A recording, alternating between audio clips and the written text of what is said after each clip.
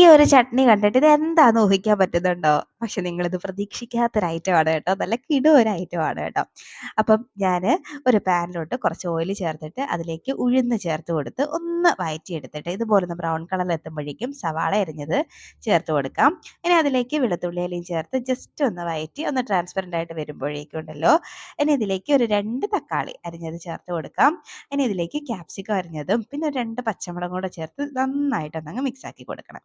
ഇതുപോലെ ഒന്ന് മിക്സാക്കി വേണമെങ്കിൽ ഒന്ന് അടച്ചു വെച്ചിട്ട് ഇതുപോലെ നല്ലപോലെ കുഴഞ്ഞു വരുന്ന പാകം എത്തുമ്പോഴേക്കും ഉണ്ടല്ലോ, ഇനി ഇതിലേക്ക് ചേർത്ത് കൊടുക്കേണ്ടത് കുറച്ചധികം മല്ലിയിലയും കൂടെ ചേർത്തിട്ട് ആവശ്യത്തിന് ഉപ്പും ചേർത്ത് വീണ്ടും ഒന്നും കൂടെ അങ്ങ് മിക്സ് ആക്കിയിട്ട് നമുക്കിതൊന്ന് തണുത്ത് വരുമ്പോഴേക്കും ഒരു മിക്സിയുടെ ജാറിലോട്ടിട്ട് ഒന്ന് അരച്ചു കൊടുക്കാം.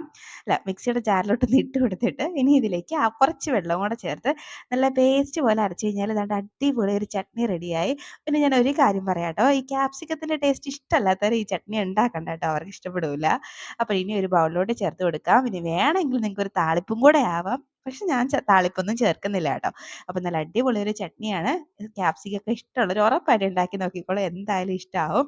ദോശയുടെ കൂടെയോ ഇഡ്ഡലിയുടെ കൂടെയോ എന്തിൻ്റെ കൂടെ വേണമെങ്കിലും കഴിക്കാം. അപ്പോൾ എങ്ങനെ, ട്രൈ ആക്കല്ലേ?